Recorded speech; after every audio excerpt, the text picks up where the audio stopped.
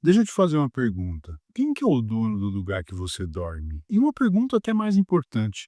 Quem que é o dono da terra que você está tentando construir sua vida? Você acorda cedo em Dublin, prepara um café, olha pela janela do apartamento que você paga 2.500 euros por mês. E aí você sente um vazio, um aperto no estômago e vem o pensamento.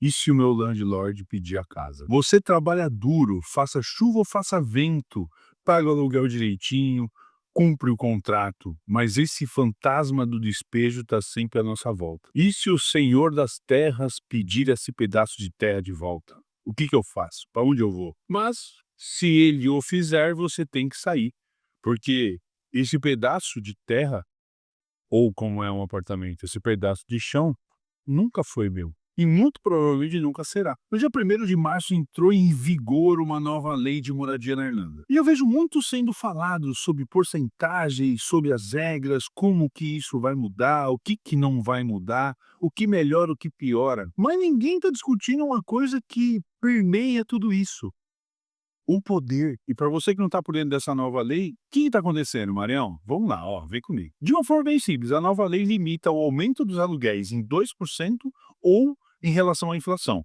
o que for menor. A cada novo contrato firmado a partir do dia 1º de março de 2026, o contrato terá um prazo mínimo de 6 anos. E o que que isso quer dizer? Que se você assinou o contrato dessa casa, você não poderá ser despejado em 6 anos, a não ser que você quebre alguma cláusula do contrato. No papel, uma coisa foi um baita no sentido, parece proteção. Afinal, se você já paga um aluguel altíssimo, ele não poderá aumentar desproporcionalmente, não é mesmo? Isso traz certa estabilidade, até parece bom, mas presta atenção, pensa comigo. O limite é sobre o aumento anual, ou seja, aumento de locações que já estiverem acontecendo. Mas nada é dito em relação a novos contratos, novas locações. Porque se o mercado já está alto, o teto ele não vai limitar, ele vai apenas organizar. Então, afinal, se o aluguel só pode ser aumentado se tem um contrato vigente, se uma família sai de uma casa e uma nova família entra nessa casa, o dono ou o landlord ele pode escolher o valor que quiser, de acordo com o mercado. E quem define o valor de mercado? O próprio mercado. E quem compõe o mercado? Quem são os poderosos do mercado? Você já ouviu a expressão vulture funds? Ou investimentos dos urubus? Isso não é um termo inventado por mim, não. Quer dizer, dos urubus sim, mas vulture funds não. É um termo que foi adotado pela mídia, pela imprensa irlandesa. Mas, aulinha de inglês rápida, vem comigo. O vulture o urubu, né, ele é um termo que designa, que define uma pessoa que tenta, que tem interesse ou que faz, que tira lucro a partir do sofrimento, da insegurança, das fraquezas de uma outra pessoa. Vulture funds, nessa relação imobiliária, são grupos, muitas pessoas, de investimentos que compram casas em grande quantidade, em grande escala. Para você ter uma noção, nos últimos anos, desde 2021, mais de 2.000 casas foram compradas em lotes por esses vulture funds, segundo o Irish Times. Então, quem está comprando não são famílias que estão querendo uma casa para morar, não são jovens casais que estão começando a criar sua própria vida. Não são pessoas que estão procurando, precisando de um lugar para morar. Os urubus, eles não compram uma casa, eles compram dezenas, compram centenas. Não existe a ideia do. Não tem papo emocional. Não tem a ideia do é um lar, é o meu sonho é ter a minha casa. Não, eles não compram casas, eles não compram habitações, eles não compram lares. Eles compram um pedaço de uma construção que no final vai parar numa linha da planilha e, consequentemente, alguns zeros a mais no extrato bancário. Ou seja, o que para alguns de nós que precisa de um lugar para morar, um teto significa proteção, significa segurança, para outros é só uma linha no Excel, velho. A linha no Excel de uma pessoa que já tem onde morar e já tem muito dinheiro. Ou seja, as propriedades não são mais casas, não são mais moradias. Elas se transformaram em números. E outra coisa que me indigna é o fato de muitas dessas casas que são compradas em lotes por essa galera que já tem grana e já tem onde morar, estão simplesmente vazias, cara, enquanto tem gente morando em barraca na rua porque não tem onde dormir. E por que que muitas dessas casas estão vazias? Pensa comigo. Porque quanto mais gente precisando de casa e quanto menos casa disponível,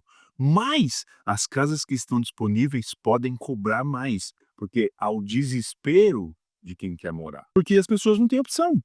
Você não tem como pechinchar, barganhar um teto sobre a sua cabeça. E aí que a gente entra num ponto muito crítico, que é, cara, casa não deveria ser o sonho de ninguém. Casa não deveria ser algo que a pessoa luta a vida inteira.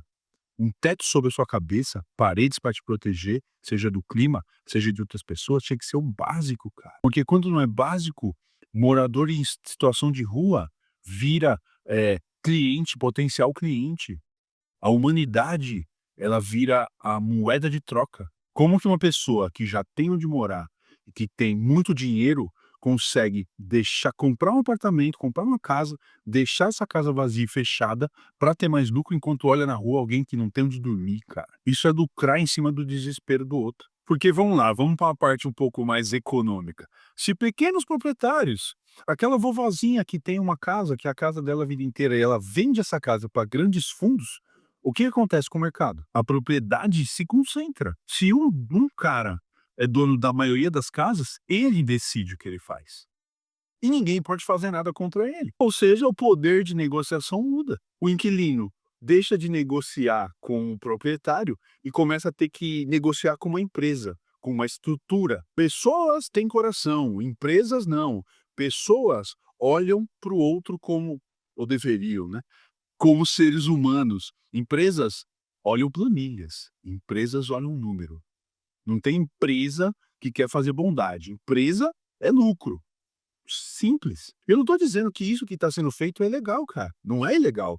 É imoral. Eu estou dizendo que isso muda toda a estrutura. E quando muda a estrutura, o jogo também muda. Quando o poder se concentra em poucas mãos, as regras passam a favorecer quem já tem o poder. As regras começam a ser feitas por quem deveria ser regulado por elas.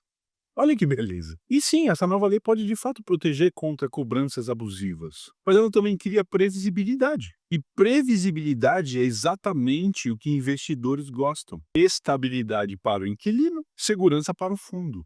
Equilíbrio perfeito? Talvez. Ou talvez seja apenas reorganização. E é aqui que a história muda de dimensão. Ó, vem comigo. Esse movimento todo de quem compra a casa, quem manda na terra, quem controla, quem paga para morar, isso aqui já aconteceu, não é a primeira vez que acontece na Irlanda isso. Mas antes não acontecia com contrato, não acontecia com investimento.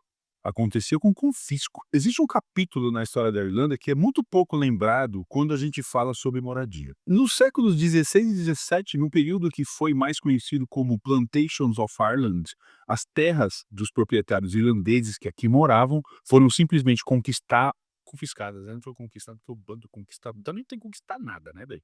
É invadir, matar e colonizar. Não tem conquistar, não existe conquistar.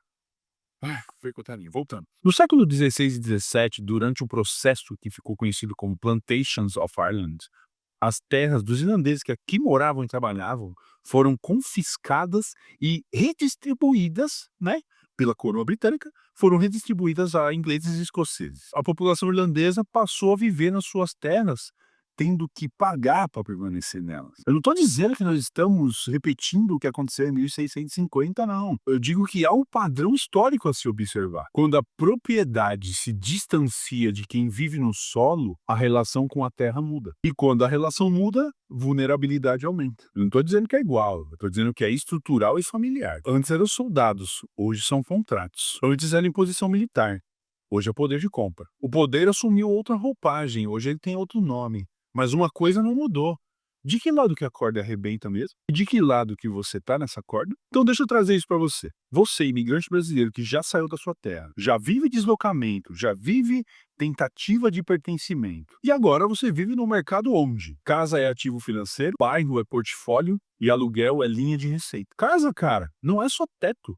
Casa é estabilidade psíquica. Se você tá sempre carregando medo de não saber onde vai dormir, você não consegue pensar mais em nada, cara.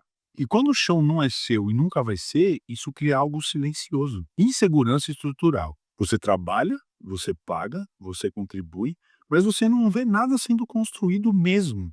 Você não tem patrimônio. O seu papel nessa história toda é sustentar a estrutura. A nova lei, sim, pode trazer certa estabilidade, pode impedir aumentos abusivos, pode ajudar o inquilino, de certa forma, mas também pode reorganizar esse mercado de uma forma em que se concentre ainda mais o poder. Isso não é opinião minha, isso é dinâmica econômica. Então agora eu deixo uma pergunta aqui para você. Você já deu like? Você já se inscreveu? Não, pelo amor de Deus, né? Dá o like, se inscreve aí. Mas a pergunta não é essa, não. Vamos lá, vem comigo, ó. Essa mudança toda que o governo da Irlanda está fazendo, você acha que é para justamente proteger o inquilino ou apenas organizar o ambiente, organizar o mercado para um novo tipo de proprietário? E o mais importante, quem será o dono da Irlanda daqui a 30 anos? Porque às vezes a história não se repete igual, ela apenas muda de roupa. Certo, rapaziada? Deus nos ajude. O aluguel aumentar mais do que já está caro, para nós imigrantes, não será delicioso. Resistiremos. Cuidem-se. Seguimos.